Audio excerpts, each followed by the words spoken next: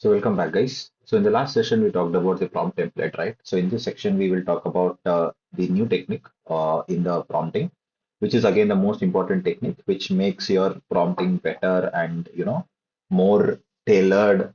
Yeah, tailored, I can say. That is the role assignment. Now, what is role assignment? See, we know that AI is all about making machine intelligent, right? We are make LLMs think like human, right? So in the same manner, we are using something called as a role assignment, where we make AI, encourage AI to think or to give responses and act in a specific role. So it's like you give a persona to the LLM, right? So the concept of role assignment works something like this, where you encourage LLM to act in that particular role in a specific role. So basically, you're just giving a persona to the LLM. Now the question is why this is important. Why I need to do this role assignment, right? So I'll just show a small example. Okay. So look at this example. In this example, so basically you will be giving or using this role in the specific prompt itself. So you can see this is an example here. In this example, you can say you're saying you're an experienced fitness coach with 10 years of experience. So you're giving fitness coach as a role. You're giving LLM to be, you're making the LLM to become a fitness coach with 10 years of experience. So you're saying respond with expertise, tone, and perspective appropriate to this role. And you give a question saying that I want to lose so and so weight. And I'm working in a desk job and never worked out process consistently. So what happens if I make LLM to think like a fitness coach? Okay. So let me go to ChatGPT and just ask this question. Okay. Now I'm saying to think like a fitness coach, and if I ask LLM to doing that, so it will basically give you the suggestions in the persona of fitness coach, in the role acting like a fitness coach role. So you can see here it is giving a 8 week fat loss plan, beginner friendly. So where it talks about nutrition, it talks about daily targets, how to work with the diet, your diet workouts. So this is the desktop movement. So this is, you can see all this plan, entire plan is specific to the fitness coach. It is acting like a fitness coach and suggesting you. The same thing what I will do is this is my exact same prompt, but I'm saying my AI to act like a doctor, but not a fitness coach. So I'll just say you are a doctor with 10 years of experience, response with that expertise, but again the same question. But this time the persona changed. Now let's see the response, right? Let's see what is the difference. Now same question in a different chat. So now you can see it is telling in term. I mean it is responding in terms of the doctor perspective. So it talks about again the dietary changes, nutrition guidelines, and also it talks about how exactly it has to gradually do some kind of habit building. And this is related to specific to the doctor's perspective because you can see what it says. Here's what I would recommend as a physician because it took the persona. It took as a persona. It says I'm recommending as a physician with a decade of experience working with patients. You can see, right? It is assuming itself as a physician, as a doctor, and giving some suggestions specific to the doctor, where you're saying weight loss killers, simple daily plan, what to eat, what not to eat, all these things related to the specific to the doctor perspective. So you can see, right, there is a difference in terms of there is a small difference. Actually, there is a difference in terms of the output when you actually add the persona. That is what it matters.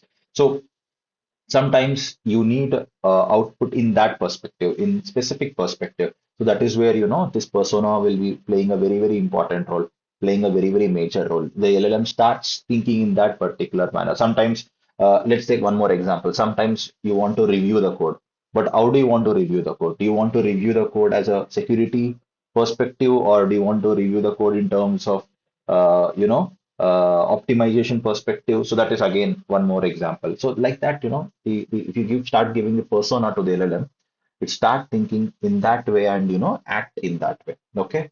So let's implement this through LangChain.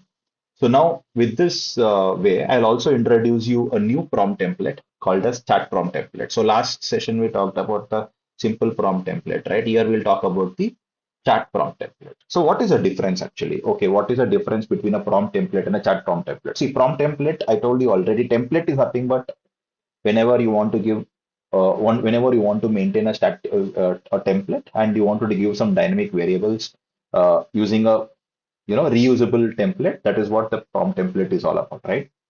What is chat prompt template? Is chat prompt template is a specialized template of LangChain specifically for chat based. I mean, it can be used for different other use cases as well, but mainly for chat based. Okay, chat prompt template specifically designed for chat based application, chat based application. So basically, these chat prompt template, considering the chat-based scenarios, LangChain has divided into three sections. Okay, three parts basically. One is system prompt. Okay, so you can see, right, this is not available in a normal prompt template. So that is the difference between a normal prompt template and chat prompt template. So in chat prompt template, you'll be having something called a system prompt. You'll have something called as human prompt, and obviously the AI response. Okay. So these are how the sections are divided in the chat prompt template of LangChain. Now, in the system prompt, what you generally give in a system prompt is whenever you're designing a chat prompt template, system prompt contains the static information. All your static information will be in the system prompt. What is meant by static information? For example, the role itself, whatever I'm talking about, the role of the chatbot, the task of the chatbot, the instructions, right? Maybe the constraints. All these are the static information which will not change from message to message, right? Or from session to session, right? So these kind of information which doesn't change, because imagine a chat-based application where you continuously, a user comes and chat with your bot. Okay. So in that, the human message will change. Sometimes the context will change, but the role, task, instructions, constraints will not change, right? It will be static. Okay. You might also have a static context as well, some kind of static context. So these will be the part of your system prompt. So system prompt is something which we always send, always use along with the user message. Okay. Along with, when imagine a chat based. So you're just, you go to chat GPT and just go on chatting with this. Okay. So along with the user message, you will send the system prompt as a initial fixed information, fixed instruction. That is the system prompt. Okay. Whereas human prompt is something which is dynamic, means it changes from message to message. Imagine a chat-based application. Your user message changes from message to message, right? User might give different questions. User might ask different questions. It is completely dynamic. Okay, so that is what the user human prompt is. Ultimately, the user message. Okay, and also sometimes imagine if you want to give some additional context, and it can be dynamic context depending upon the user message, and that is also can be part of your human prompt. Okay. So human, as a name says, system, as a name says, it is the designed by your system, designed by you, which will be there in the system. Whereas human is the dynamic message which the humans sends, basically the human ask. Okay. And the AI response will be taken care by the AI itself. You don't have to worry. The LLM will fill this. Whatever LLM response, that will be filled here in the AI response. So in this way, LangChain separates this sections in the chat prompt template. Okay.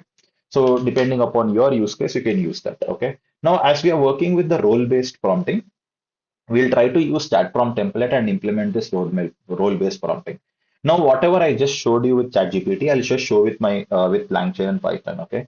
So just have a look at it. Look at here. Okay, so it says, okay, here you can see this is my system prompt, and here I'm just including the static information, saying that okay, you are a experienced fitness coach with 10 years of experience. Respond with expertise, tone, and this one. So you can see this is a static information you have to give, and this is how you have to design the chat prompt template, guys. So say chat prompt template from messages, and you have to give a list where it's a list of messages basically. So eventually, the moment you go on chatting, it will be just appending into this list, right? When you're doing a lot of conversation, use conversation, right? Where system will be static and the human message will be dynamic. Okay.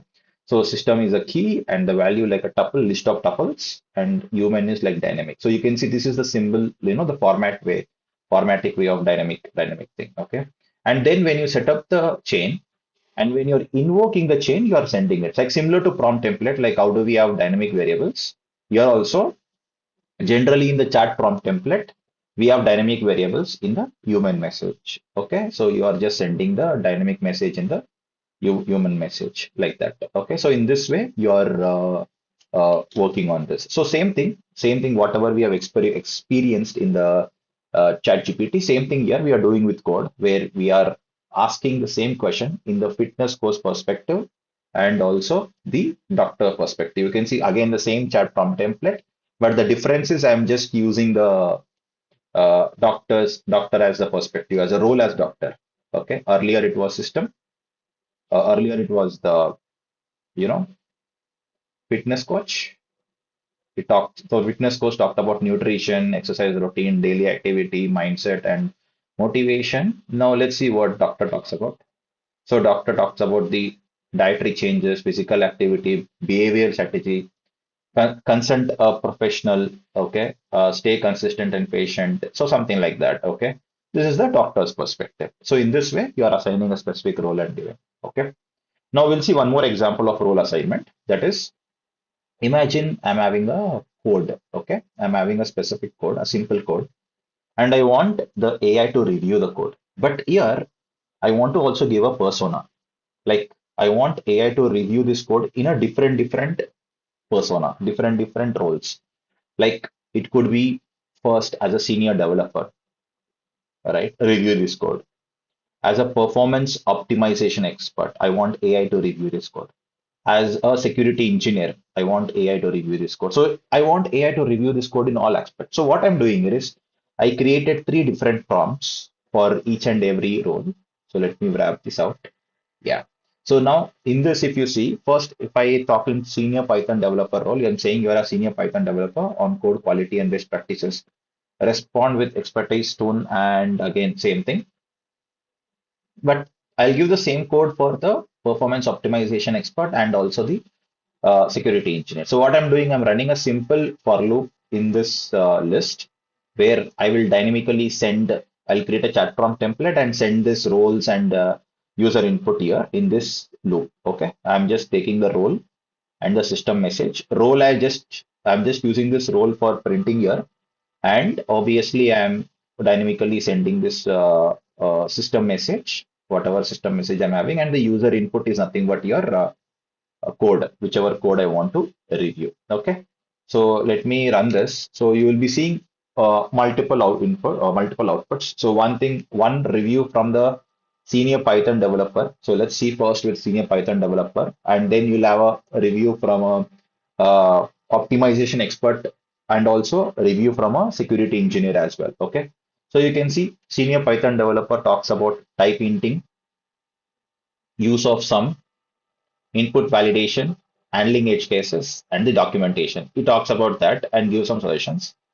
Now let's see what the performance optimization expert says. Performance optimization expert says to use the built-in function. Okay, he says you to use a built-in function, and let me make it as scrollable content.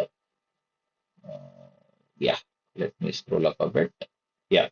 So performance optimization expert says that to use because you can see because you said performance optimization expert, right? So he's first considering the performance consideration. That is a difference. That is a main idea of using a role. See, earlier senior Python developer was only mainly focused on the code, but here he focused on the performance as well. Performance, you can see avoiding repeated loops to improve the performance, quality, type annotations, handling non-numerical values like that. Okay, you're talking in terms of the performance expert. Now, security engineer. Security engineer will focus on the security related aspects, right? For example, input validation. If your input is not validated, it's again it will be a vulnerable situation. Data type checks, potential overflow. Again, this is related to the security related thing. Type safety, returning decimal value. You can see all these are related to the security, logging errors. So this you can see the power of persona, right? The moment you start giving the persona, your LLM will behave in that way, and your outputs are in that way. That is the main goal of role assignment technique in the prompt engineering. Okay, so I highly recommend you to try this role, try this one. So where this is a simple investment question. I want you to try this giving to LLM by giving different personas. Okay, that is the idea. I hope you understood how powerful is role assignment and persona. Uh, if you have any questions, I can post in the question tab. In the next session, we'll talk about the next prompting technique, that is few shot prompting. Thank you, guys.